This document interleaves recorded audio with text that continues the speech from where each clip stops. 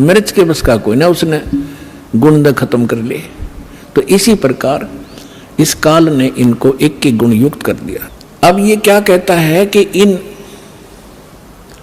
से जो कुछ हो रहा है इसका निमित्त कारण मैं ही हूं, मैं ही करता करवाता हूं, मैं खाता हूं, ये पैदा करें, मोह ममता से जकड़े रख कर मार दे।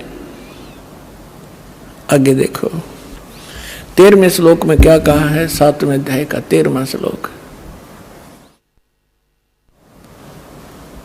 गुणों के कार्य रूप सात्विक, राजस और तामस, इन तीनों प्रकार के भाव से ये सारा संसार प्राणी समुदाय मोहित हो रहा है। इन तीनों गुणों से परे, रजगुण ब्रह्मा, सतगुण विष्णु, तमगुण शिव जी से परे मुझ अविनाशी को नहीं जानता। अब ये कहते हैं कि सभी इन ब्रह्मा विष्णु महेश तक की भक्ति में जकड़े पड़े हैं, इनसे ऊपर मैं हूं ब्रह्म, ये मुझे भी ना जानते। देखिए 7वें अध्याय का 14वां श्लोक। क्योंकि यह अलौकिक अर्थात अति अद्भुत त्रिगुणमयी मेरी माया, रजगुण ब्रह्मा, सतगुण विष्णु, तमगुण शिव जी, बड़ी दुस्तर है, खतरनाक है। और जो पुरुष मुझको निरंतर भजते हैं, यानी ब्रह्म की साधना करते हैं ओम नाम का, वे इस माया का उल्लंघन कर जाते हैं। वो ब्रह्मा विष्णु महेश को ओवरलैप कर जाते हैं, जंप कर जाते हैं, इनसे अधिक राहत मिलती है उससे। आगे देखो 15वें में क्या कहा है, ओए होए, माया के द्वारा जिनका ज्ञान हरा जा चुका है, रजगुण ब्रह्मा, सतगुण विष्णु, तमगुण शिव जी तक की जो बुद्धि, जिनकी बुद्धि वहीं तक सेट है, इनसे आगे कोई सुनना भी नहीं चाहते, वो आसुर स्वभाव यानी राक्षस स्वभाव को धारण किए हुए मनुष्यों में नीच, नराधम, नराधमा, मनुष्यों में नीच दूषित कर्म करने वाले मूर्ख लोग मुझको नहीं भजते। अब दास आपको सुनाएगा थोड़ा सा मौखिक कथा। अब इसमें ये क्यों कहा है कि तीनों गुणों के पुजारियों को राक्षस कहा, और मेरी भक्ति यानी ब्रह्म साधना भी नहीं करते, ये ब्रह्मा विष्णु महेश तक सीमित है, अन्य देवी देवताओं तक सीमित है, इनको राक्षस स्वभाव को धारण किए मनुष्यों में नीच दूषित कर्म करने वाला क्यों कहा। रजगुण ब्रह्मा जी की साधना की थी, भक्ति की थी, हिरण्यकशिपु ने अंडरस्टूड है, राक्षस कहलाया, अपने बेटे का दुश्मन बन गया और कुत्ते वाली मौत मारा गया। तमगुण शिव की भक्ति की थी रावण ने, और आपको पता उसकी कैसी गति हुई, राक्षस कहलाया। और एक भस्मागिरी नाम का शिव का पुजारी था, और उसने भगवान शिव के कैलाश पर्वत पे उनके गेट के सामने 12 वर्ष तक भक्ति की, ऊपर न पैर नीचे न सिर, सिरासन पर।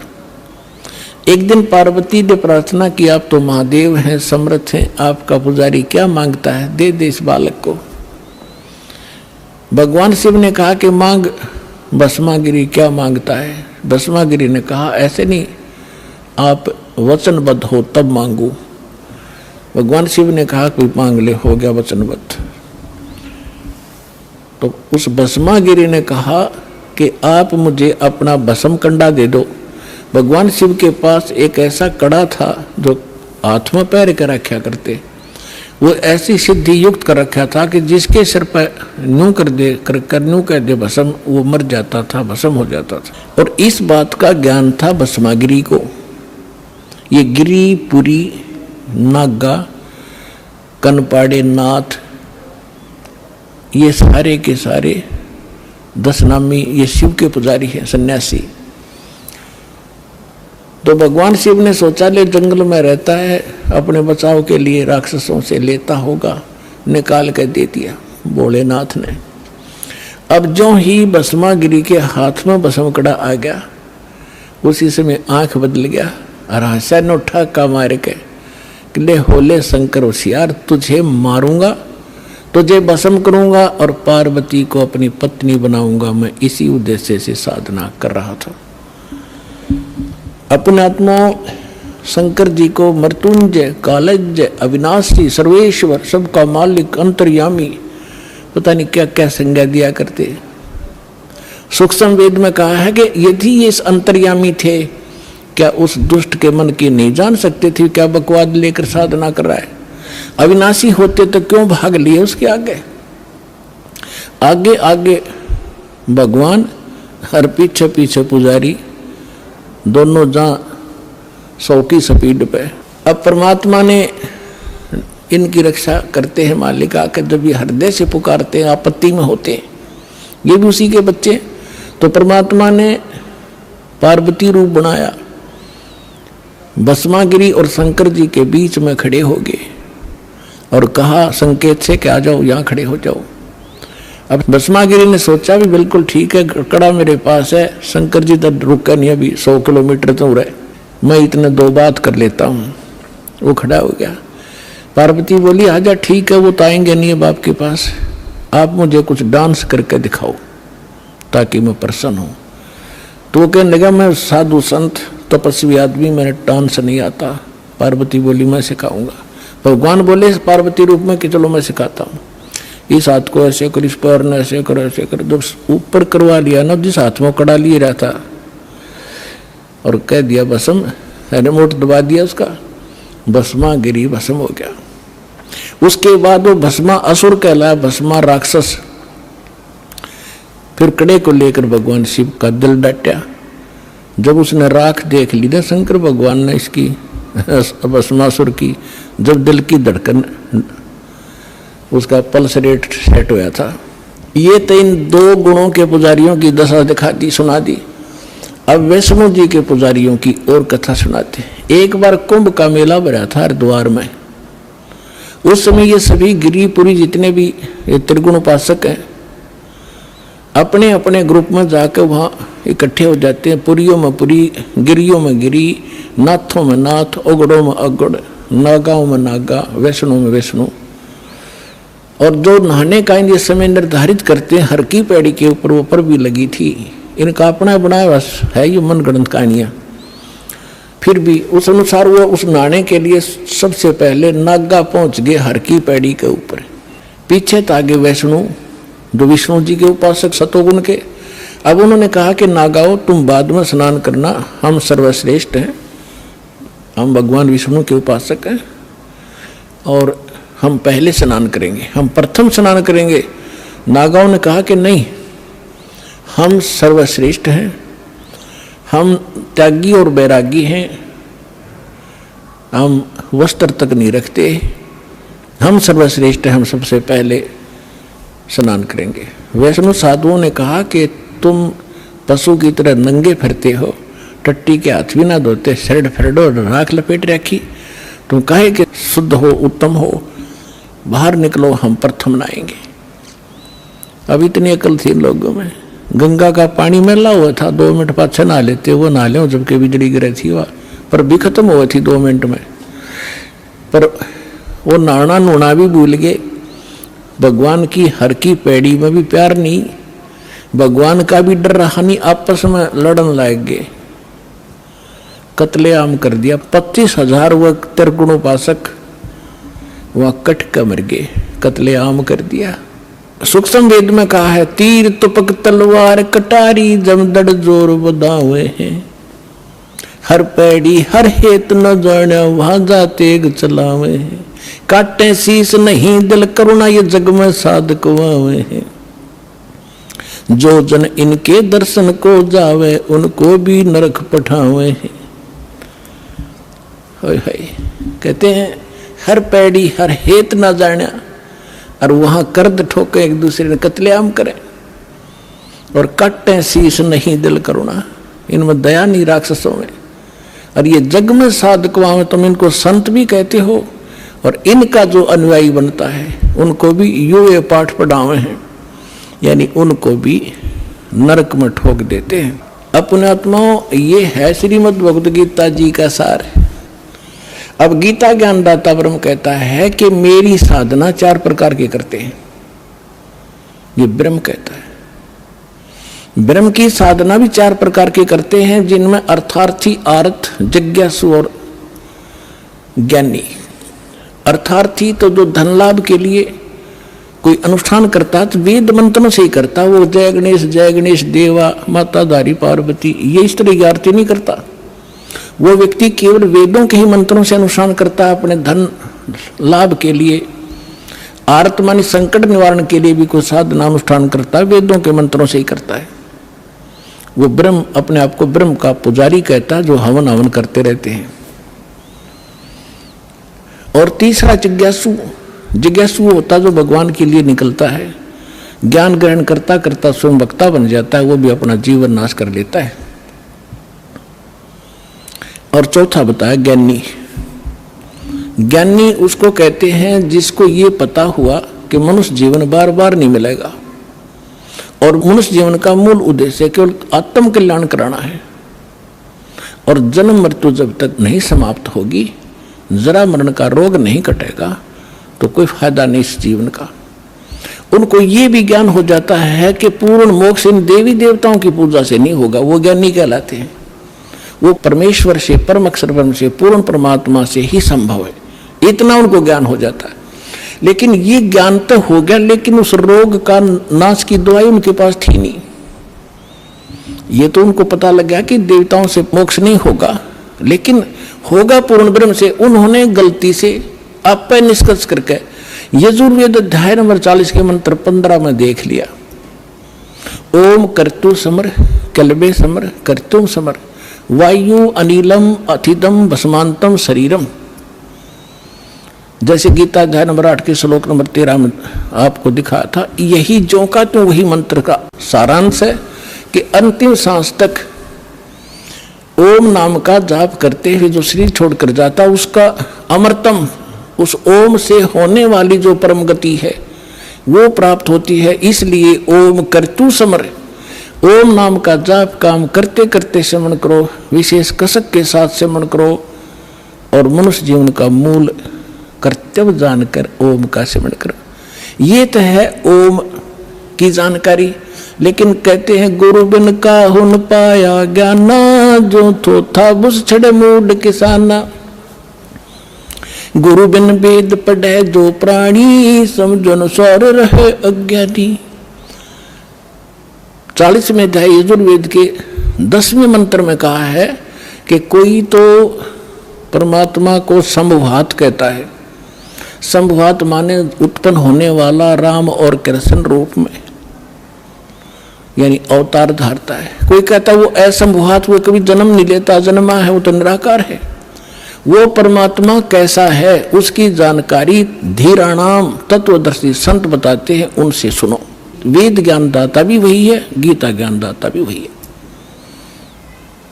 अब 40वें अध्याय के 15वें श्लोक में तो अपनी साधना बता दी, और 40वें अध्याय के 17वां श्लोक अंतिम श्लोक है यजुर्वेद का और 40वें अध्याय का, उसमें कहा है कि वो पूर्ण परमात्मा तो गुप्त है। ये देखिएगा, यजुर्वेद देखिएगा, और ये अनुवाद भी देखो, कमाल की बात इस महर्षि दयानंद जी के द्वारा किया गया है। प्रकाशक है सार्वदेशिक कार्य प्रतिनिधि सभा 2/5 महर्षि दयानंद भवन, रामलीला मैदान, नई दिल्ली से। यजुर्वेद महर्षि दयानंद ने इसका अनुवाद किया, और ये कहाँ से छपा, यहाँ से देखिएगा। अब इसका हम अंतिम 40वां अध्याय है, इसका थोड़ा सा हिंट देंगे 10वें श्लोक का।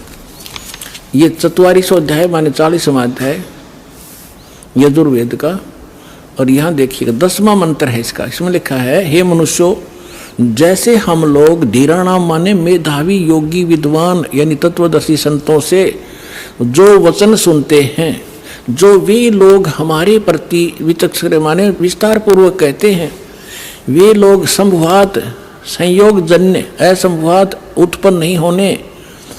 इसका अर्थ यह है, यात एवं कार्य का फल आहु माने कहते हैं, उत्पन्न होने वाला अन्यत यानी अन्य कुछ आहु माने कहते हैं। इस बात को तुम भी सुनो।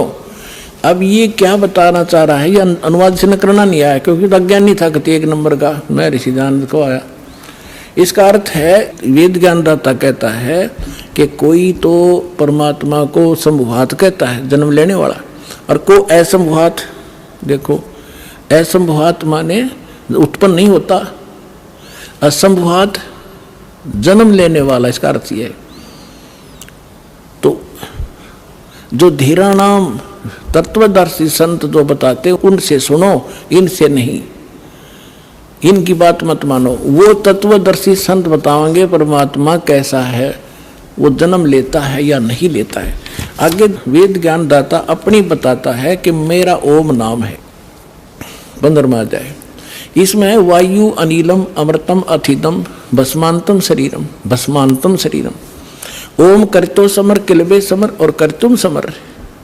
इसने तक ज्ञान इनके में करना आया था ही नहीं। देखिएगा, करतो माने काम करने वाले जीव, तू शरीर छूटते समय ओम इस नाम वाच्य ईश्वर को स्मरण करे। देख इन्होंने लिखा ओम का स्मरण करे, इस जिसका ओम नाम है ना उसका स्मरण कर। जबकि इसका सीधा अर्थ बनता है ओम करतो समर, ओम नाम का जाप काम करते करते स्मरण कर, विशेष कसक यानी श्रद्धा के साथ स्मरण कर, और मनुष्य का मूल कर्तव्य जानकर इसका स्मरण कर। जब वायु अनिलम भस्मांतम शरीरम, ये आपका जीव आपका प्राण इससे अमृतो प्राप्त करेगा। अमृतम, अमृतम अविनाशी, शरीर के नष्ट होने पर भस्मांतम शरीरम, जब शरीर तरह भस्म होगा, भस्मांतम अंत में भस्म होने वाला होता है। बस इसका अर्थ नहीं करना है इसने, इसका अर्थ है कि जब ये शरीर तरह नष्ट होगा, शरीर छोड़ कर जाएगा, उस समय इतना अमृतो प्राप्त हो जाएगा जो ओम नाम से मिलता है। यही गीता अध्याय नंबर 8 के श्लोक नंबर 13 में है। अब यहाँ आगे कहा है 40वें अध्याय के 70वें श्लोक में कि वो परमात्मा तो गुप्त है और मेरा ओम नाम है, मैं ब्रह्मलोक में रहता हूँ। यही देवी भागवत से स्पष्ट हो गया। देवी हिमालय को कह रही है कि ओम नाम का जाप कर, उससे तू ब्रह्म की प्राप्ति कर लेगा, और वो ब्रह्म रहता दिव्य आकाश रूपी ब्रह्मलोक में रहता है। और यही वेद बता रहे हैं। देखिए ये 44वां अध्याय 40वां अध्याय यजुर्वेद का 17वें मंत्र में, हे मनुष्यो, जिस ज्योति स्वरूप रक्षक मुझसे, ये ज्योति स्वरूप काल तो है, मुझसे अविनाशी यथार्थ कारण के आच्छादित मुख के तुल उत्तम अंग का प्रकाश किया जाता है, जो वह है प्राण वायुमंडल में। पुरुष है माने पूर्ण परमात्मा है, वह तो प्रोक्ष रूप है, वो तो गुप्त है। अहम मैं खम और ब्रह्म, खम्भ माने उस ब्रह्मलोक रूपी दिव्य आकाश में ब्रह्मलोक में रहता हूँ, मैं ब्रह्म हूँ और मेरा ओम नाम है। देखिएगा, ओम खम्भ ब्रह्म, मैं ब्रह्म हूँ, अहम वह है, मैं ब्रह्म हूँ और मेरा ओम नाम है। मैं खम्भ माने आकाश में, ब्रह्मलोक रूपी दिव्य आकाश में रहता हूँ।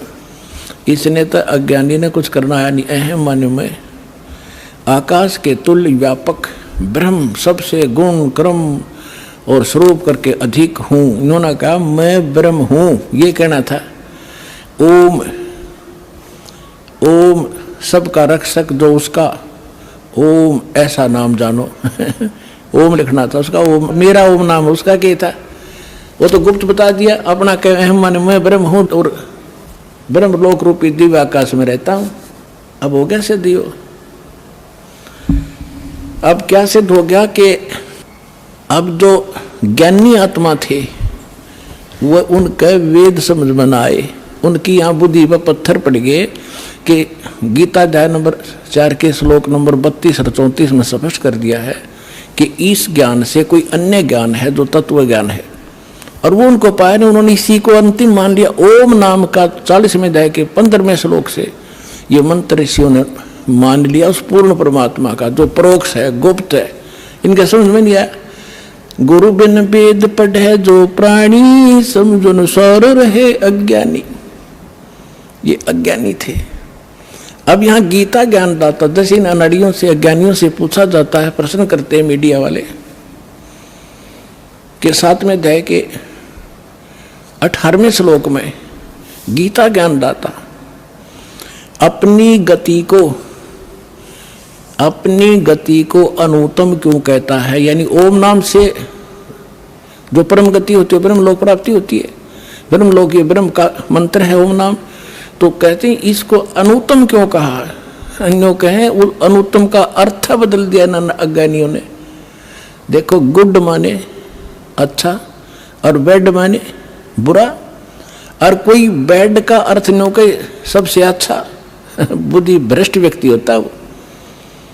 अनुत्तम माने अश्रेष्ठ, उत्तम माने श्रेष्ठ, गुड, और यहाँ अनुत्तम का अर्थ कहते जिससे उत्तम कोई और ना हो, हमारा शर ना हो, ऐसे अनाड़ी हमारे गुरु मिले हमारे को। तो इसका अर्थ ये था कि गीता ज्ञान दाता कह रहा है कि मेरी साधना 4 प्रकार के करते हैं। 3 तो रिजेक्ट कर दिए, आर्त, अर्थार्थी और जिज्ञासु, और चौथे जो ज्ञानी हैं ये मुझे बहुत अच्छे लगते हैं क्योंकि देवी देवताओं की घंटी नहीं पीटते, ये ब्रह्म साधना करते हैं। और इनको मैं अच्छा लगता हूं क्योंकि इन्होंने मुझे अंतिम मान लिया, ये मुझे प्रिय है, इनको मैं प्रिय हूं। लेकिन इनको तत्वदर्शी संत ना मिलने से ये ज्ञानी आत्मा है तो अच्छी आत्मा, उद्धार है, समर्पित है, शरीर भी इन्होंने समर्पित कर दिया, परवाह नहीं की, जब मर जाए बेशक नष्ट हो जाए शरीर में, भगवान मिलना चाहिए।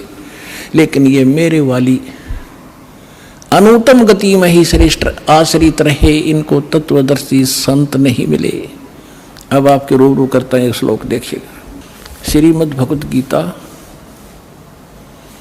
गीता प्रेस गोरखपुर से प्रकाशित, जयदयाल गोविंद का इसके अनुवादक है, जिसका अनुवाद दास आपको दिखाने जा रहा है। 7वें अध्याय का अब 16वां श्लोक। हे भरतवंशियों में श्रेष्ठ अर्जुन, उत्तम कर्म करने वाले अर्थार्थी, आर्थ, जिज्ञासु और ज्ञानी 4 प्रकार के भगत जन मुझको भजते हैं।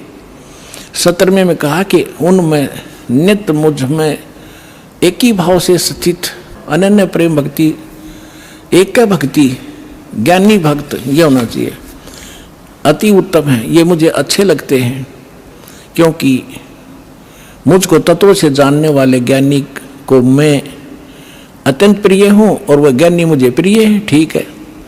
अब 18वें में कहा है, उद्धारा सर्वे एव ते ज्ञानी तु आत्मा एव मे मतम, मेरे विचार में ये सभी ज्ञानी आत्मा हैं तो उद्धार यानी समर्पित हैं, अच्छी आत्माएं हैं। आस्थित से ही युक्त आत्मा माम एवं उत्तमाम गतिम, ये सभी युक्त आत्मा भगवान में लीन आत्माएं आस्थित है, वह भगवान में लगी हुई आत्मा, वो भगवान समझ कर मुझे भज रही है, वो मेरे वाली अनुत्तमाम अति घटिया गति में श्रेष्ठ है। इन्होंने अनुवाद क्या किया अज्ञानियों ने, देखिए ये सभी उद्धार हैं परंतु ज्ञानी तो साक्षात मेरा ही स्वरूप है। यह अनुवाद गलत कर रखा है, ये मेरा मत है, ये मेरा मत है, क्योंकि वह मन बुद्धि वाला ज्ञानी भक्त अनुत्तमा माने अति उत्तम, फूटे बाग धरे अनुत्तम, अनुत्तम ने अति उत्तम है, अनुत्तम लिखना था घटिया, गति स्वरूप मुझ में ही अच्छी प्रकार स्थित हैं। अपने आत्माओं, परमात्मा ने आपको शिक्षा दी, ऐसे उपकरण बनवा दिए कि घर बैठे इंटरनेट पे भी देख रहे होंगे पुण्यात्मा परमात्मा के प्यारे, और ये सीडी बनाई जाएंगी, घर घर पहुंचाई जाएंगी और जानकर गदगद हो जाएंगे सच्चाई को। इसमें स्पष्ट कर रखा है, गीता ज्ञान दाता अपनी साधना को भी घटिया बता रहा है, अनुत्तम बता रहा है, और कह रहा है ये ज्ञानी आत्मा जो परमात्मा के लिए समर्पित हैं, जिनने जान दिया है कि मनुष्य जीवन केवल परमात्मा प्राप्ति के लिए प्राप्त हुआ है और मोक्ष केवल उस पूर्ण परमात्मा से होगा, इनको वासुदेव प्राप्त नहीं हुआ। अब देखो, थोड़ी कथा सुनाने से पहले 19वां श्लोक और सुनाऊंगा जिससे आपका और कंसेप्ट क्लियर होगा। देखिएगा, श्रीमद् भगवत गीता अध्याय 7 का हम श्लोक 18 पढ़ लिया। ये मेरी अनुत्तम है, ये घटिया लिखनी थी इन्होंने। अब इससे स्पष्ट हो जाता है, बहुनाम जन्मानाम अन्ते ज्ञानवान माम परपदते वासुदेव सर्वमति स महात्मा सो दुर्लभ है। अब यहाँ कहते बहुत जन्मों के अंत के जन्म में ज्ञानवान, तत्व ज्ञान को नहीं, ज्ञानी, ये ज्ञानी पुरुष सब कुछ वासुदेव ही है, इस प्रकार मुझको बचता हुआ महात्मा अत्यंत दुर्लभ है। नहीं, ये झूठ, गलत अनुवाद गलत किया है। इसका अर्थ है कि बहु नाम जन्मा, क्योंकि शुरुआत से इसका सटाट से देखो इस प्रसंग 7वें अध्याय का, पहले कह रहा है कि तीनों गुणों की भक्ति जो इन ऊपर जिनकी बुद्धि है ब्रह्मा विष्णु महेश तक, वो राक्षस स्वभाव को धारण किए हुए मनुष्यों में नीच और दूषित कर्म करने वाले मूर्ख मुझे नहीं बचते। फिर कहता मेरे भजने वाले भी 4 प्रकार के, उनमें 3 रिजेक्ट कर दिए, चौथा फाइनल उसने कर दिया। ये ज्ञानी आत्मा है तो अच्छी, लेकिन ये मेरे वाली ब्रह्म तक ही सीमित रही इनकी बुद्धि और उस घटिया साधना में लीन रहे। अब यहाँ बताया है कि बहु नाम जन्मा नाम अंते, जैसे गीता अध्याय नंबर 7 के श्लोक नंबर पहले में कहा है कि ये भक्ति में लगे हुए प्राणी, इनमें से हजारों में से कोई एक मेरी प्राप्ति के लिए प्रयत्न करता है, एक मुश्किल से। तो यहाँ वही कह रहा है कि बहु नाम जन्मा नाम अंते, इन ब्रह्मा विष्णु महेश से घर की पूजाओं से ऊपर उठकर बहुत जन्म जन्म के किसी एक जन्म में ज्ञानवान ये ज्ञानी मेरी भक्ति करते माम प्रपद्यते, और वासुदेव सर्वमिति ये बताने वाला महात्मा सुदुर्लभ है कि वासुदेव सर्वमिति स महात्मा सुदुर्लभ है। ये बताने वाला कि वो वासुदेव यानी सर्व पूर्ण परमात्मा परम अक्षर ब्रह्म वही सब कुछ है, वही पूजा के योग्य है, वही इष्ट रूप में मान्य है, वही पाप नाशक है, वही अविनाशी है, वही सबका धारण पोषण करता है और उसकी भक्ति करनी चाहिए और की नहीं, और को इष्ट नहीं मानना चाहिए। कहते हैं ये बताने वाला महात्मा तो बड़ी मुश्किल से मिलेगा। यहाँ इसका अर्थ ये, इन्होंने अर्थ गलत कर रखे। तो वो ये दास आपको मिल गया पुण्यात्माओं, असंख्य युगों के बाद ये दाव आपका लगा है, इसको सफल करना। अब ये गीता ज्ञान दाता ब्रह्म ने अपनी साधना को अनुत्तम क्यों कहा, अपनी गति को। एक सुनक नाम के ऋषि थे, ज्ञानी आत्मा थे, जैसे भी उनको गुरु मिले सबने ओम नाम के जाप की रट लगा दी और एक हठ योग साथ में जोड़ लिया, ओम नाम के जाप का भी और अड़ंगा नारा और बोल लिया।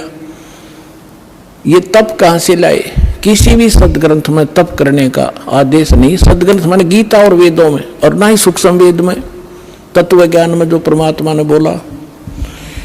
गीता अध्याय नंबर 17 के श्लोक नंबर 5 और 6 में तो ये कहा है कि जो शास्त्र विधि को त्याग कर और मनमाना घोर तप को तपते हैं वो राक्षस लोग इस कमलों के अंदर बैठे सभी प्राणियों के जो मुखिया ब्रह्मा विष्णु महेश आदि और मुझे भी वो क्रश करते हैं, उनको राक्षस स्वभाव के जान। यह हठयोग कहाँ से लाए, श्री देवी भागवत के अंदर एक प्रसंग है 3रे स्कंद में। ये क्या करते हैं रहस्य तो परमात्मा ने बताया है, दास ने भी आपको बहुत बार रूबरू किया है कि ब्रह्मा जी अपनी उत्पत्ति बताता है नारद जी को कि अपने पुत्र को कि मैं कमल के फूल पर बैठा था, मुझे नहीं मालूम है कहाँ से उत्पन्न हो गया। आकाशवाणी हुई तप करो तप करो, मैंने 1000 वर्ष तक तप किया। फिर कहा सृष्टि करो, तपो तपो कर वाक्य सुनाया, लोक रचो बल मेरी माया, लोक रचो बल मेरी माया। ये सूक्ष्म वेद में भी ऐसा ही कहा है। तो ब्रह्मा जी ने कहा कि आकाशवाणी हुई कि तप करो, मैंने 1000 वर्ष तप किया। फिर कहा सृष्टि करो। अब पहले इनके अंदर सिद्धियां पैदा कर लेता है काल, इनको एटम बम बनाता है, रिमोट इसके हाथ में रहता है। तो ये ब्रह्मा जी ने सोचा कि ये परमात्मा पूर्ण ब्रह्म की आकाशवाणी है, तप करो।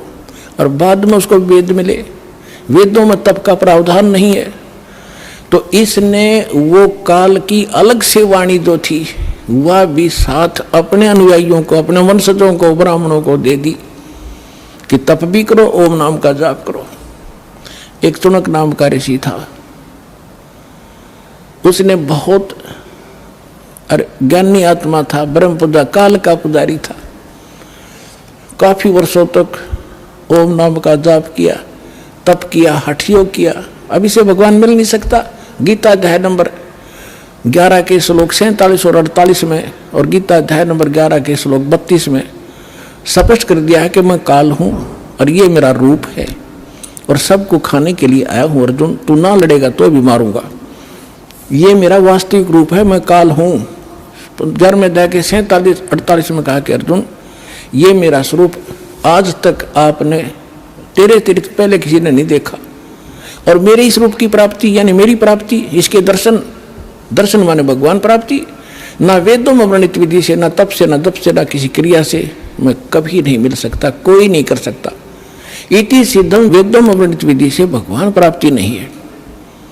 जिस कारण से इन कबीर साहब कहते हैं खोजत खोजत हारिया अंत कहा निराकार। इनके साधन गलत थे भगवान पाने के और देखने के, अंत में कह दिया भगवान निराकार है। अपना मन गणन थ्योरी बना ली लोगों ने, तो इनको भगवान मिला नहीं। ये एटम बम बन गए, सिद्धियां युक्त हो गए। जैसे अगस्त ऋषि ने 7 समुद्र पी लिए, के कला टूट गया, ये गधा बना अंडेगा। मोक्ष होगा विधिवत, इन बकवादों से नहीं होगा। ये चौनक ऋषि में इतनी सिद्धि आ गई, सारा बोलबाला हो गया उसका।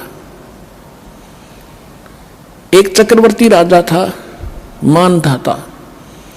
चक्रवर्ती माने जिसका पूरी पृथ्वी पर शासन हो। उसके छोटे छोटे राजा लोग उसके पराधीन होते हैं और उनसे वो टैक्स लेता है, और वो ये देखता है कि किसी राजा ने मेरी पराधीनता अस्वीकार तो नहीं कर दी है। उसके लिए एक ट्राई करता था, वो अपने निजी घोड़े के आगे एक पंपलेट लगा देता था कि राजा के पास इतनी सेना है, और जिसने राजा की पराधीनता स्वीकार नहीं है वो इस घोड़े को पकड़ ले, युद्ध के लिए तैयार हो जा। इस प्रकार वो घोड़ा छोड़ दिया, साथ में सैनिक, अन्य घोड़ों पर सवार, वो खाली। चौनक ऋषि की कुटिया के पास से गुजरे। राजा ने जाते समय भी देखा, फिर आते समय जब सारा घूम कर आगे किसी ने घोड़ा पकड़ा नहीं, युद्ध स्वीकार किया नहीं। चौनक ऋषि ने पूछा कि भी कहाँ गए थे सैनिकों, इस घोड़े पर सवार क्यों नहीं है तुम्हारे पे?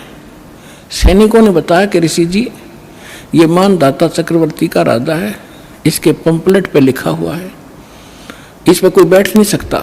इसके पंपलेट पर आगे लिखा हुआ गले में 72 करोड़ सेना है हमारे राजा के पास। तो ऋषि ने पूछा कि कहाँ गए थे, कैसे ऐसे गए थे? ऋषि ने कहा कि किसी ने नहीं पकड़ा ये घोड़ा। नहीं, कौन पकड़े? प्या किसी की मां ने दूध। सैनिक बोले उसके जाड़ फोड़ दे हम। अब ऋषि ने सोचा भी राजा का विमान हो गया, मैं इसका विमान ठीक कर दूं। बता, रिमोट काल के हाथ में बना दिया एटम बम पहले चौनक ऋषि, और फिर रिमोट ऑन कर दिया। अब इसको करता हूँ राजा को ठीक। राजा का फील्ड अलग और साधु संता का फील्ड न्यारा, वो क्यों भी बेमतलब टांग अड़ाऊं एक दूसरे के बीच में। अब ऋषि ने जानबूझकर अपना ताकत दिखाने के लिए कहा कि भी इस घोड़े को मैं बांध लूं, मैंने उठ लिया तुम्हारे राजा का युद्ध स्वीकार किया। सैनिक बोले अगर कंगले तेरा दाने तो खाने को नहीं, क्यों अपनी सामत बोल लेता है, मोल ले रहा है, चुप करके जप ले माला। ऋषि में भी पूरा हंगा पाक रहा था, अरे ताकत रटा नहीं करे जीव पे, इसका नाश करा के छोड़ दिया करे। तो उसने क्या कहा कि ठीक है भाई, मेरे भाग में यह लिख रखी होगी, तुम्हारे राजा से मरना होगा, मैंने जाके दो उनको घोड़ा बांध दो यहीं पर। सैनिकों ने जाके बता दिया जी ऐसे ऐसी बात है, एक चुनक नाम के ऋषि ने आपका युद्ध स्वीकार कर लिया। अब मंत्रीगण इकट्ठे हुए कहने लगे राजन, आज एक व्यक्ति की हिम्मत पड़ी है आपके साथ चीटिंग करने की, कल दूसरे की पड़ेगी। निपदा ईवल इंदा पढ़, बुराई को शुरू से ही खत्म कर देना चाहिए। राजा बोला ठीक है। राजा ने अपनी 72 करोड़ सेना की 4 टुकड़ी बनाई, 18 करोड़ की, 18 करोड़ एक टुकड़ी भेज दी। उधर से उस ऋषि ने सारे जीवन में जो डले ढोए थे वो अटपट करके सिद्धियां प्राप्त की थी, उससे 4 पुतली तैयार कर ली, एटम बम 4 बना दिए, परमाणु बम। एक परमाणु छोड़ दिया पुतली, उसने 18 करोड़ कत्लेआम कर दिया। राजा ने दूसरी सेना भेज दी, ऋषि ने दूसरी पुतली, यानी 72 करोड़ सेना का सत्यानाश कर दिया उस ब्रह्म के काल के पुजारी ने। सूक्ष्म वेद में कहा है 72 अक्षौणी अक्षय करी, वो चुन कर ईश्वर एक दे धारे जोरा फिरे ये सभी काल के बेख। 72 अक्षौणी अक्षय करी, 72 अक्षौणी खा गया। वो चुणुक ऋषिश्वर एक, ओए होए, इनको ऋषिवर ऋषिश्वर कहा करते थे। ओए होए, ऋषिश और ऋषिश्वर, एक तो मुनि, एक मुनिवर, उन मुनियों में श्रेष्ठ, एक मुनीश्वर, यानी मुनियों में भी, उन मुनिवरों में भी और श्रेष्ठ, उसको मुनीश्वर कहा करते हैं। ऐसे ऋषिवर और ऋषिश्वर, जिसको ऋषिश्वर कहा करते थे, उस ऋषिश्वर के ये कारनामे हैं। 72 अक्षौणी खा गया, वो चुनक ऋषिश्वर एक, ये दे धारे जोरा फिरे, जोरा माने मृत्यु, दे धारे जोरा फिरे ये सभी काल के भेख, ये काल के पुजारी हैं सारे अपने आत्मा। अब क्या होगा, जब तक हम परम अक्षर ब्रह्म कबीर परमेश्वर की सत्साधना पूर्ण संत से लेकर नहीं करते, तब तक हमारे दोनों अकाउंट ओपन हैं, गुड और बैड, पुण्य और पाप। जैसे हम पुण्य करेंगे, जाप करेंगे, कोई कितना ही करो वो अलग लिखा जाएगा, और बुरा जितना भी करो, छक्का करो, कितना ही करो, वो अलग लिखते रहेंगे। उन दोनों को संचित कर्म कहते हैं। आगे आपको जो भी जीवन मिलेगा उन्हीं से एवरेज निकाली जाएगी। जिसके पुण्य गणे हैं उनके पुण्य ज्यादा एवरेज में, जिसके पाप गणे उसके एवरेज में पाप ज्यादा, फिर एक मनुष्य जीवन बना के भेज दिया जाता है, और फिर 83 लाख योनियों में वो पाप भोगने पड़ते हैं। तो ये चुनक ऋषि ने जो तप किया, ओम नाम का जाप किया और 72 करोड़ सेना का नाश किया, ये सब अलग अलग लिखे गए। ओम नाम के जाप के कारण ये ब्रह्मलोक में जाएगा, वहां पर ठाठ करेगा, अपनी पूंजी का नाश करेगा, फिर पृथ्वी पर राजा बनेगा। तप से राज राज मदमानम जन्म तीसरे शुक्र स्वान, राजा बन के कर्म फोड़ फोड़ सकता है, पुण्य नहीं कर सकता। उसके बाद फिर इसकी दुर्गति होगी, ये कुत्ता बनेगा चुनक ऋषि ब्रह्म पुजारी, इसका शर में कीड़े पड़ेंगे, और वो 72 करोड़ सेना जो उसने मारी है उसको चुन चुन का बदला लेंगे। तो परमात्मा कहते हैं सुख संवेद में तुमने उस दरगाह का मैल नहीं देखा, और धर्मराज के तिल तिल का लेखा। इसलिए गीता अध्याय नंबर 7 के श्लोक नंबर 18 में गीता ज्ञानदाता कहता है कि ये ज्ञानी आत्मा है तो समर्पित, लेकिन इनको तत्वदर्शी संत न मिलने से ये मेरे वाली अनुत्तम घटिया गति में स्थित रहे, इनका फिर पुनर्जन्म रहेगा। इसलिए गीता अध्याय नंबर 15 के श्लोक नंबर 4 में कहा कि तत्वदर्शी संत की प्राप्ति के उपरांत परमेश्वर के उस परम पद की खोज करनी चाहिए, जो जाने के बाद साधक फिर लौटकर कभी संसार में नहीं आते। गीता अध्याय नंबर 18 के श्लोक नंबर 62 में कहा कि अर्जुन तू सर्वभाव से उस परमेश्वर की शरण में जा, उसकी कृपा से तो परम शांति को और सनातन परम धाम को प्राप्त होगा। उसके लिए गीता अध्याय नंबर 4 के श्लोक नंबर 32 और 34 में कहा है कि वो तत्व ज्ञान स्वयं परमेश्वर आकर बोलते हैं, और वो ज्ञान तत्वदर्शी संतों से जाकर समझ, उसके आधार से साधना करने से जब तेरा मोक्ष होगा। गीता अध्याय नंबर 7 के श्लोक नंबर 29 में कहा है कि जो मेरे इस ज्ञान का आश्रय कर लेता, तत्वदर्शी संत को खोज लेता है, वो जरा और मरण से जो छूटने का प्रयत्न कर रहा है उसने तत्वब्रह्म को जान लिया, सारे दातम से परिचित है और सब संपूर्ण कर्मों से परिचित है। तो दास ने भी बता दिए, जो जरा और मरण से छूटने के लिए प्रयत्नशील हैं वो तत्वब्रह्म से परिचित हैं, सारे दातम ज्ञान से परिचित हैं और सभी कर्मों से परिचित हैं। जरा माने वृद्धावस्था, एक जोरा, जोरा माने मृत्यु, ये परमात्मा के संत भाषा के शब्द हैं। जोरा माने मौत और जरा माने वृद्धावस्था और मृत्यु। जो इससे छूटने का ही प्रयत्न करते, संसार की किसी वस्तु की इच्छा नहीं करते, वो उस तत्वब्रह्म से परिचित है। तो यहां फिर 8वें अध्याय के प्रथम मंत्र में अर्जुन ने पूछा कि वो किम तत्ब्रह्म। 8वें अध्याय के 3रे श्लोक में गीता ज्ञानदाता ने कहा कि वो परम अक्षर ब्रह्म है। गीता अध्याय नंबर 15 के श्लोक 1 से 4 में उल्टे लटके हुए संसार रूपी वृक्ष का हवाला दिया है कि समझो ये संसार ऐसा है, ऊपर को जड़ तो पूर्ण परमात्मा, नीचे को 3 गुण रूपी शाखा है। और तत्वदर्शी संत वो होगा जो संसार रूपी वृक्ष के सभी विभाग बता देगा अक्षर पुरुष एक पेड़ है, सरपुरुष निरंजन वा की डार और तीनों देवा शाखा है वो पात रूप संसार। परमात्मा 600 वर्ष पहले अपने सूक्ष्म वेद में बोला हुआ ये ज्ञान दास को आज आपके रूबरू किया। फिर गीता अध्याय नंबर 15 के श्लोक 4 में कहा कि उस तत्व ज्ञान के प्राप्ति के पश्चात परमेश्वर के उस परम पद की खोज करनी चाहिए जहाँ जाने के बाद साधक फिर लौट कर कभी संसार में नहीं आते। और जिसने सब ब्रह्मंडों की रचना की है केवल उसकी भक्ति कर मेरी भी छोड़ दे। और गीता अध्याय नंबर 2 के श्लोक नंबर 12 में, गीता अध्याय नंबर 4 के श्लोक नंबर 5 और 9 में, गीता अध्याय नंबर 10 के श्लोक नंबर 2 में गीता ज्ञानदाता खुद कहता है तेरे और मेरे असंग जन्म हो लिए और आगे भी होते रहेंगे, मैं अविनाशी नहीं हूँ। गीता अध्याय नंबर 15 के श्लोक नंबर 16 और 17 में 3 पुरुष, 3 प्रभु, 3 स्वामी, 3 ब्रह्म बताए। सरपुरुष ये किस ब्रह्मांड का स्वामी ये काल है, गीता ज्ञानदाता ब्रह्म है। अक्षर पुरुष 7 संग ब्रह्मांड का स्वामी है, इसका ये भी नाशवान है।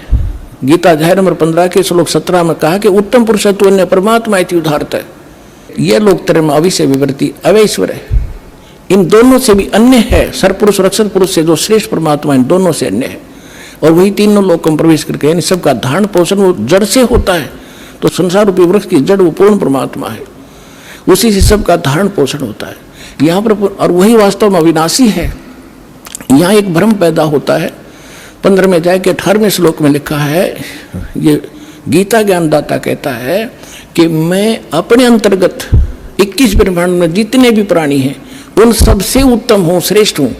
इसलिए मैं लोक वेद दंत कथा के आधार से मैं पुरुषोत्तम प्रसिद्ध हो रहा हूँ। आई एम नॉट पुरुषोत्तम। पुरुषोत्तम तो 15वें अध्याय के 17वें श्लोक में बता दिया कि उत्तम पुरुष है यानी पुरुषोत्तमता कोई और है। उसके बारे में तत्वदर्शी संत जानते, उनसे पूछो। तो पुण्यात्माओं ये है वो दास तत्वदर्शी संत। आओ और अपना कल्याण करो।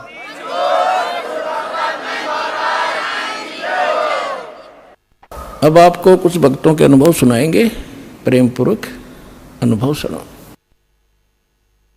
नमस्कार सर। सत साहेब, जय बंदी जोड़ की। क्या शुभ नाम है जी आपका? मेरा नाम त्रिलोकदास बैरागी, ग्राम ढीमरखड़ा, जिला कटनी, मध्य प्रदेश से हूँ मैं। संत रामपाल जी महाराज की शरण में कैसे आए? महाराज जी की शरण में आने के पहले मैं शहडोल गया हुआ था रिश्तेदारी में। वहाँ पे मेरे को एक पुस्तक रखी मिली, भक्ति सौदागर का संदेश। ये सन 2010 की बात है। तो मेरा कोई टाइम पास नहीं हो रहा था तो उस पुस्तक को उठाया मैं, और उस पुस्तक में जब पहला पृष्ठ खोला तो उसमें 4-5 चीज़ ऐसी मिली मेरे को जो मैं पहली बार देख रहा था। मैं लगभग 15 साल से सत्संग से जुड़ा हूँ। ऐसा मतलब रामायण में जाना, भागवत सुनना, सत्संग सुनना, टीवी में जो आते हैं संत महात्माओं के। तो पहले पृष्ठ में जो चीज़ मैंने पढ़ी वो पहली बार मैं अपनी लाइफ में उस टाइप के मैटर पढ़ रहा था कि कबीर साहिब पूर्ण परमात्मा है। वो यजुर्वेद में उनका जिक्र है, ऋग्वेद में उनका जिक्र है, बाइबल में उनका जिक्र है। तो मैंने बोला भाई साहब ये किताब कहाँ से मिली आपको? बोले हम मंगाए हैं सतलोक आश्रम हरियाणा से मंगाए हैं इसको। तो हमने कहा किताब हमको दे दो। तो बोले किताब तो नहीं मिलेगी क्योंकि यहाँ मध्य प्रदेश में कहीं भी नहीं मिलती। उनने मेरे को नंबर दिया कि आप ये नंबर लियो, इस पर बात करोगे तो किताब वहाँ से आ जाती है। मैंने उनका नंबर लिया और तत्काल आश्रम में फ़ोन लगाया। तो उन्होंने बोला आप अपना पूरा एड्रेस लिख के हमको मैसेज करिए। तो हमने मैसेज जैसे ही किया तो 7 दिन के अंदर हमको ज्ञान गंगा भक्ति सौदागर को संदेश और साथ में एक किताब करौथा कांड से उसमें था, वो किताब मिली। मैं वो पुस्तक को पूरा 1 हफ्ते के अंदर पढ़ा, भक्ति सौदागर संदेश और करौथा कांड को। तो उसमें वेबसाइट भी डला था नीचे। तो मैंने कहा क्यों नहीं वेबसाइट निकाल के वेबसाइट देखी जाए खोल के इसमें किसी माध्यम से। तो जब वेबसाइट खोल के उनकी सीडी निकालवा के जब मैं घर में ला के सीडी देखा तो गुरुजी जो चारों वेद 18 पुराण जो भी मतलब बताते हैं उसका प्रत्यक्ष प्रमाण देते हैं गुरुजी। ये देख के मैं रह गया दंग कि अभी तक जितने भी सत्संग सुना मैं टीवी में, जिसके भी सुना, चाहे वो निर्मल बाबा के कार्यक्रम वाले हों, चाहे आसाराम बापू जी के हों, चाहे वो देवकृंद्र ठाकुर महाराज जी के हों, चाहे अभिलाष दास जी के हों, मगर इस टाइप के ग्रंथ खोल के कोई नहीं दिखाता प्रमाण सहित। ये पहले संत हैं जो अपन को पूरा प्रमाण प्रस्तुत करके दिखा रहे हैं। अब मैं कभी यहाँ आया नहीं था, मतलब मध्य प्रदेश के बाहर कभी नहीं गया था। मेरे अंदर जिज्ञासा जगी कि आश्रम जाके देखना चाहिए कि आखिर हकीकत क्या है यहाँ की। तो मैं एक व्यक्ति को पकड़ा, मैं कहा मेरे साथ हरियाणा चल पड़े, भले मेरे से किराया ले ले तू, मेरे साथ चल, क्योंकि मैं कभी गया नहीं बाहर, 100 किलोमीटर के बाहर कभी नहीं गया। हरियाणा पता नहीं कहाँ पे मेरे को नहीं मालूम, मैं दिल्ली भी नहीं देखा था कभी। एक व्यक्ति को साथ में लिया मैं और चल दिया वहाँ से। और जब मैं यहाँ आया तो दिल्ली में उतरा तो इस तरफ का रास्ता पता नहीं था मेरे को। तो हमको बाई बस आना पड़ा। तो हम यह रोहतक पड़ता है, रोहतक से हम 4 व्हीलर में जब चले इस तरफ को, तो उन्होंने पूछा 4 व्हीलर वाले कि आप जा कहाँ रहे हो? हमने बोला वहाँ जाना है हमको, बरवाला। बोले कहाँ? हमने कहा सत्यलोक आश्रम जाना है। बस हमने उन्होंने कहा सत्यलोक आश्रम जैसे ही बताया, उनने दुनिया भर का बताना शुरू किया हमको। अच्छा आप वहाँ रामपाल जी महाराज के आश्रम जा रहे हो, फला करौथा में ऐसा हुआ था ठिकाना, मतलब उनने एक प्रकार से आलोचना करना शुरू किया। हम सुनना शुरू किया, हाथ जोड़े बैठ रहे। अब हमको क्या पता, पहली बार आ रहे थे हम, यहाँ क्या हुआ है। करौथा कांड किताब पढ़ चुके थे, मगर इसलिए उनकी बातों को हम बड़े ध्यान से सुन रहे थे। लेकिन हमको लगा था कि यहाँ के लोग तो वही जानेंगे जो देखे हैं। हम फिर भी आश्रम आए। जिस दिन मैं यहाँ आश्रम आया था, उसी दिन इस आश्रम का उद्घाटन था। पहला सत्संग था ये आश्रम में, जब मैं पहली बार आया था यहाँ। आश्रम बनना भी नहीं था, शुरू हुआ था उस दिन। गुरु जी का सत्संग जब सुना, 1 दिन 2 दिन सत्संग सुन लो, मैं यहाँ रह के नामदान लिया। और नामदान लेके ये सोच के चला गया था कि ये जो गुरु जी मंत्र देते हैं, इसको मैं जाके देखूँ तो कि क्या है इसमें। और घर में जाके पूरा मैं गुरु जी की बताई विधि से मंत्र, उसमें था कि आपको 4 महीने में एक बार आना है। इसके पहले कि मैं 4 महीने के पहले आता, दोबारा मेरे को कुछ साथ नहीं मिला तो मैं नहीं आ पाया, तो मेरा नाम भी खंड हुआ बीच में। फिर मैं 5-6 महीने में आया, दोबारा नामदान लिया, फिर दोबारा नामदान लिया, फिर आना शुरू किया। और इंतजार करते करते मेरा एक पुत्र हुआ था। अब मेरे को उसकी टेंशन थी कि यार निमोनिया में ख़त्म हो गई, 2 बच्चियाँ बड़ी बड़ी मेरी। और 3 महीने बाद वही मर्ज जो है मेरे बालक को हुआ, निमोनिया वाला। तो मैं लगभग 3-4 डॉक्टर को दिखाया, पूरे MBBS थी। जैसे कि उमरिया पान में MBBS डॉक्टर जो रिटायरमेंट CMO है, सिहोरा ले गया। तो एक दिन अचानक बालक मेरा बेहोश होता है सुबह 9 बजे। अब बेहोश हुआ तो मेरे को लगा कि इसका काम खत्म होगा, क्योंकि बच्चियाँ उसी में ख़त्म हो गई मेरी। 5 में से 3 ही बची थी, वो पहले ख़त्म हो गई। तो मेरे को लगा बालक को भी यही हो गया। लेकिन पत्नी रोने लगी मेरी, तो मैं उसको लेकर, मैं कहा रो मत, आप चलो इसको लेकर अस्पताल चलते हैं। तो मैं जब उमरिया पान ले गया तो वहाँ के डॉक्टर ने देखा तो बोले यार इसको नहीं कर सकते हम कुछ, क्योंकि इसके अंदर कुछ भी नहीं हो रहा है।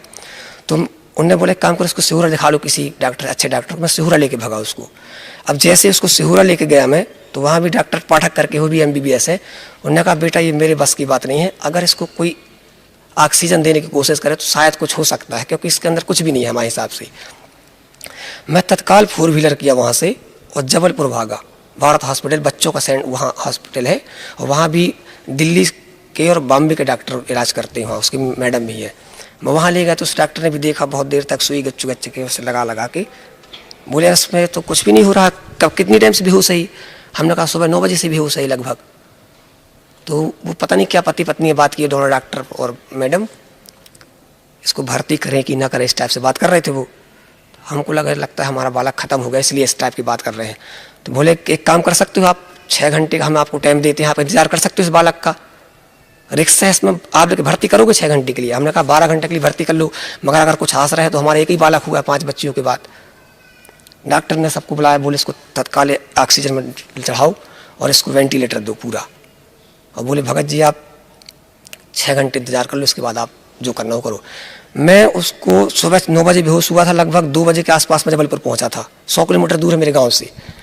और वो रात में 9, साढ़े 9, साढ़े 10 बज चुका था, लेकिन वो बालक मेरा कुछ भी नहीं हुआ था। और उसके बीच 3-4 बाटल चढ़ चुकी, कई इंजेक्शन लगा चुका डॉक्टर, मगर वो बालक जो कहते बेहोश था।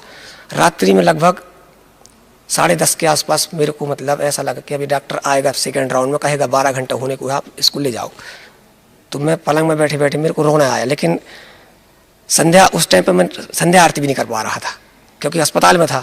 लेकिन मेरे को लगा मैं संध्या आरती करूँ, तो मेरे को अचानक याद आई भक्ति सौदागर संदेश में लिखे हुए भक्तों की वो जो चमत्कार थी। मेरे को चमत्कार याद आया कि यार इस टाइप में अगर गुरु जी की शरण में जब भी जो भी गया है या उनको याद किया है दिल से, तो उनने परमात्मा ने हेल्प की है इस टाइप से। तो मैं रोते हुए पलंग पर बैठे बैठे और वहीं पूरा संध्या आरती किया और जाप किया गुरु जी का। अब रात में जब 12 बजे डॉक्टर आता है तो कहता है क्या स्थिति है बालक की बेटा? तो मैंने कहा ये तो जैसे मैं लेके आया था 9 बजे उसी टाइप से अभी भी कुछ पंपिंग नहीं कर रहा, कुछ कर रहा है। तो उसने बोला इनकी फाइल लेके आओ और लास्ट वाले इनको इंजेक्शन लगा के इनको छुट्टी दे दो आप। तो इनको मतलब इनकी पर्ची काटो तक कि सुबह ले जा। बोले मैं 4 व्हीलर भी नहीं छोड़ा था उस टाइम तक कि जितनी टाइम में खत्म हो जाएगा बालक। तो मेरे को 4 व्हीलर कहाँ मिलेगी उस टाइम पे? तो मैं उसको भी नहीं छोड़ा था कि भैया मेरे से किराया ले लेना, मगर तो रुके रहना यहीं। डॉक्टर बोले कि इनको अंतिम सूजी लगा के इनको बाल्टा निकाल के छोड़ देना इनको। तो नर्स जब आई तो सूजी उसमें जब भरी और यहाँ जांघ पे लगाई उसको लास्ट सूजी, और जैसे ही जांघ पे सूजी लगी बालक के, वो बालक रोना शुरू किया अचानक। ऐसा नहीं रोया जैसे उस महीना भर से न रोया हो, इस टाइप से उसने रोना शुरू किया। जब वो रोया तो अचानक मेरे अंदर खुशी सी हुई, और जो मतलब मैं दुख में रो रहा था उस टाइम पे, खुशी में बदल गई मेरी पूरी वो स्थिति। मेरी पत्नी को भी एकदम अच्छा सा लगा कि बालक तो रो दिया मतलब होश में आ गया, अब काफ़ी वो हो गया। डॉक्टर ने मेरे सर पर ऐसे हाथ फेरा, बोला बेटा तू जीत गया, अब तेरा बालक ठीक हो जाएगा। तो मैं उसने कहा ठीक हो जाएगा, लेकिन मेरा पूरा दिमाग चला गया गुरुजी के चरणों में कि ये जो अभी 15-20 मिनट से मैं यहाँ बैठा मंत्र जाप कर रहा था, ये हो ना हो उसी का रिजल्ट मिला है मेरे को। अब डॉक्टर सुबह बोला कि बेटा इसको 8 दिन भर्ती रखो, बेड चार्ज सब मिला के तुम्हारा 5,000 के आसपास खर्चा आया करेगा, 8 दिन इलाज करवाओ तब ठीक होगा।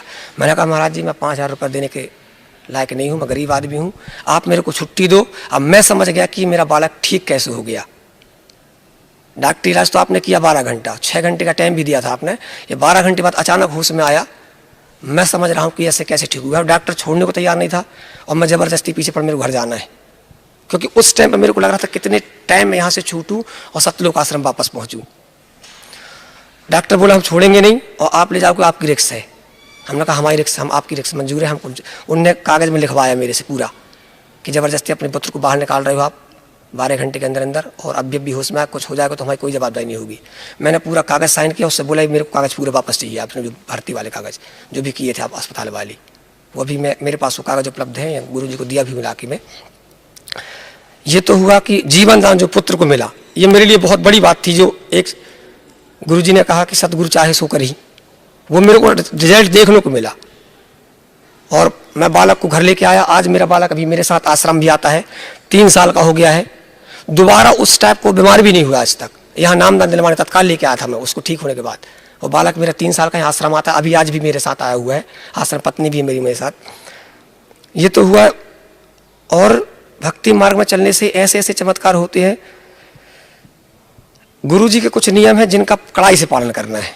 अब मैं एक ऑफिस में प्यून था, चपरासी पद पर कार्यरत था, तो गुटखा बीड़ी पान तम्बाकू किसी को लाके देना नहीं है, ये गुरु जी का आदेश है।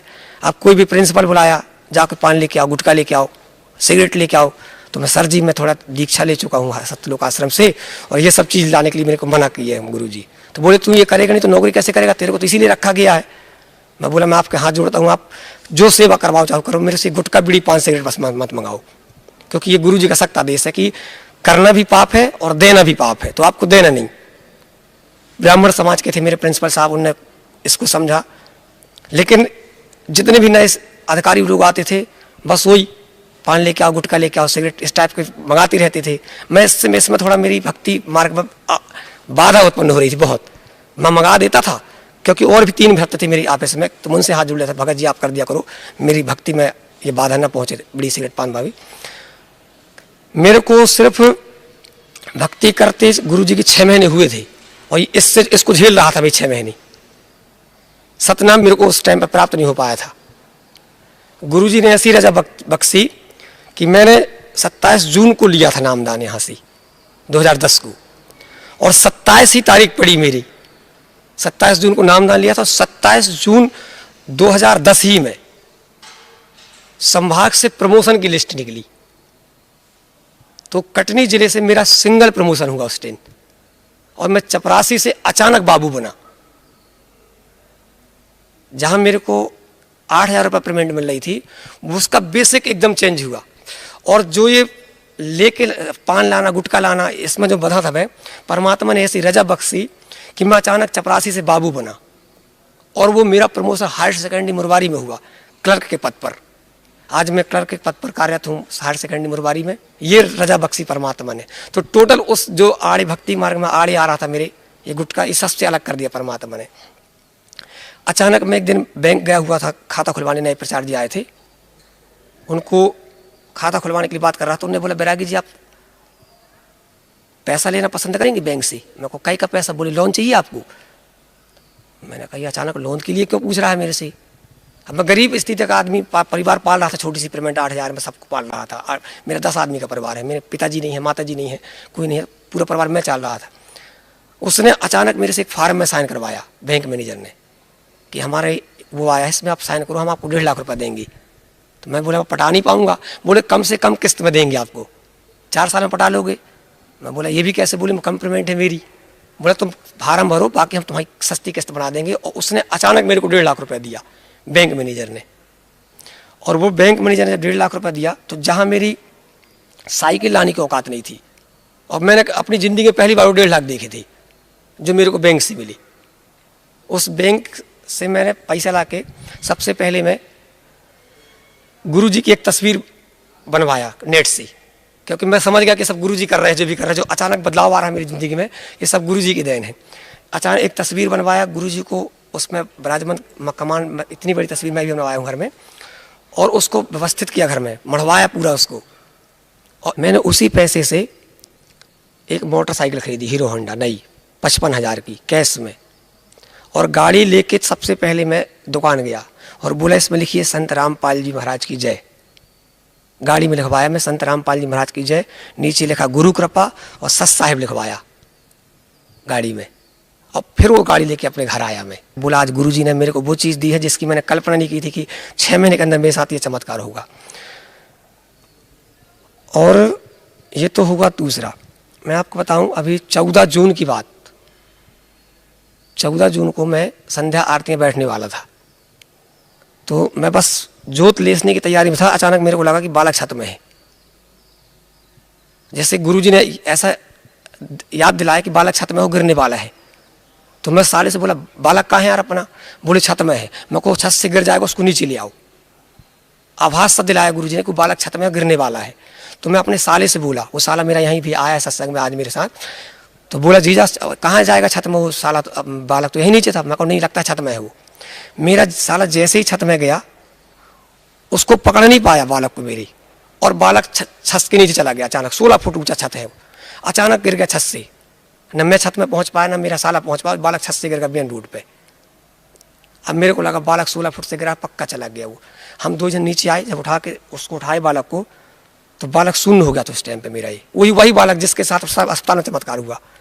जब मैं उसको उठाया, ऐसा पूरा उसके शरीर में घिट्टा, उसने रोना शुरू किया। जब उसने रोना शुरू किया तो मैंने कहा ये तो रो रहा है, मतलब होश में आ गए। उसको खड़ा किया कि खड़ा भी हो रहा है कि नहीं खड़ा हो रहा है। उसको खड़ा किया तो खड़ा भी हुआ, हाथ साथ देखा, सब कुछ सही था।